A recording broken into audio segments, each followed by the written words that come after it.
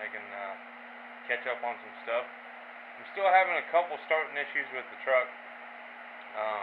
It's sometimes it does it, sometimes it doesn't. Sometimes it fires up right away. Other times it'll start, die, and then 30, 40 seconds of cranking before it finally fires up.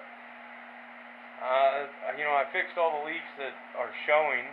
I'm gonna do the fuel pump next. It's got a mechanical fuel pump up underneath, and I'll try that next and see.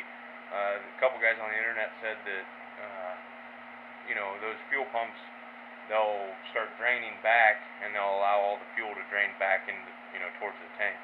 Gravity wise, that's the way it's gonna go. So I'll try to replace the fuel pump. It's like 21 bucks, super cheap. A cheap thing to try. And so I'm gonna try that next. And if that doesn't work, then I don't know. I'll keep looking for leaks or something. Obviously, when it starts and dies, it's starting and burning the fuel that's there, and then it dies, and there's nothing pushing. So, but then other times it fires right up like there's no problem. So we'll see what it is, but I'll try to video as much as I can on this little job here. Alright, so there's the fuel pump there with the lines running into it. That doesn't seem like it's going to be very fun at all. It's kind of crammed up. I wonder if I pull my alternator, if that'll be easier to... That whole bracket needs to come off though. I don't know. There's only 2 bolts holding it on. I can see the one bolt, but looks like the other bolt's on the back side. Yeah, this isn't going to be fun at all. Alright, so there's a little better view of it. I think it'll be easier to come from the top side. It seems like you got a little more room. It looks like you can come straight up from the bottom, but there's all kinds of crap in the way. So, I'll go from the top side and see if I can get it out that way. Alright, I got the old one out. That line was kind of being stubborn down there. I didn't want to break it.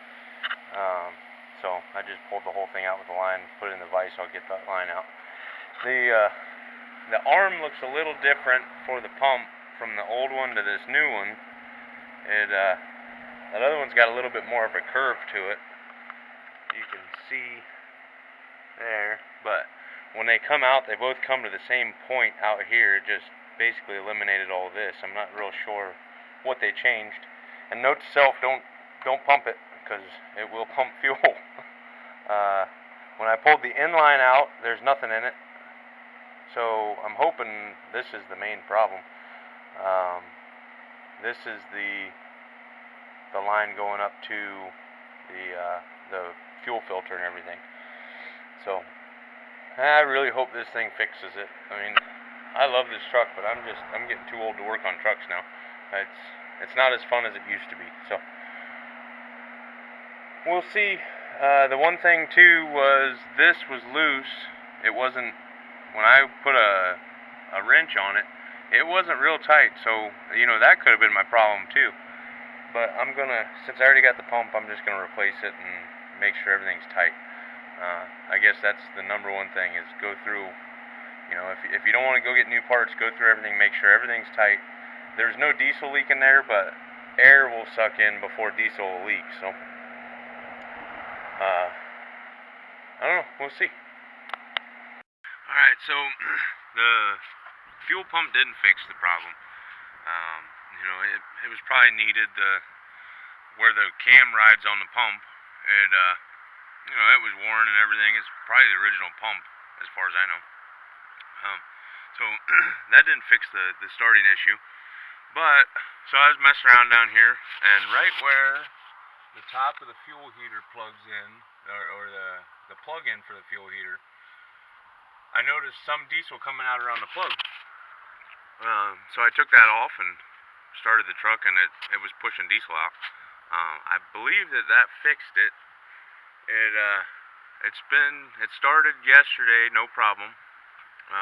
Now it's cold outside, and I don't know what the temperature is. Probably 25, 30 degrees. And it's been plugged in all night. We're gonna see if it starts. As long as that fixed the problem, it should start right up.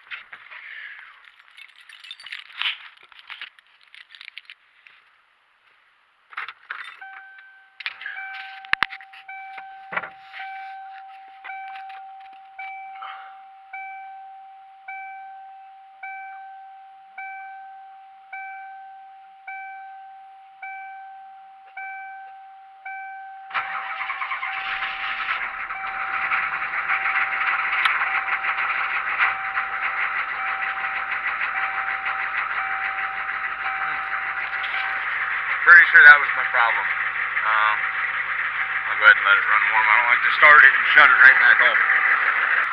It kind of chugged a little bit. I don't know if that's just because it was cold or, very well could have another leak somewhere else, but I think that was my main leak that was causing all the issues. And it goes to show you that it could be something so stupid as, and I'm not real sure why it would leak diesel out of there, but, obviously, I don't know if it burned a hole or, the connector looked okay, but it was definitely pushing fuel right out of the middle there. I thought it was from around the O-ring, which I've already fixed that O-ring. And I thought the O-ring didn't hold up or whatever, but when I unplugged it, it was pushing fuel out of there. So, I don't know. Something simple. So for now, I took some Gorilla Glue.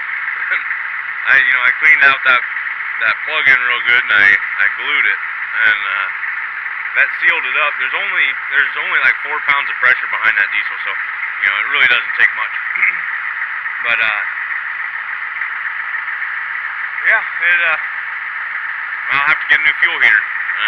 But for now, I'm not real sure if a fuel heater is needed because I would imagine if the fuel's going to gel up somewhere, it's going to be from the tank to the fuel filter or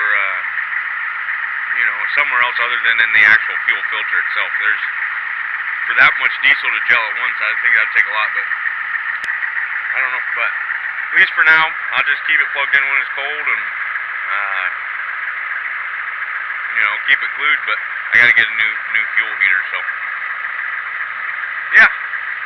So thanks for watching. Like, comment, and subscribe, and I'm sure I'll be doing something else with the truck soon, so it's a good truck. It's been very, very reliable. It's really given me not many problems. It does good, but when it's got issues, it's got issues. It makes you chase them. And something as small as, I've replaced all the return lines, I've done all the glow plugs, I've done the mechanical pump. I've done all kinds of stuff trying to fix this problem, and if it was just that fuel heater leaking, it cost literally nothing because we already had the Gorilla Glue. It was a matter of finding where it was leaking, so yeah, and what a pain in the butt. So thanks for watching, guys.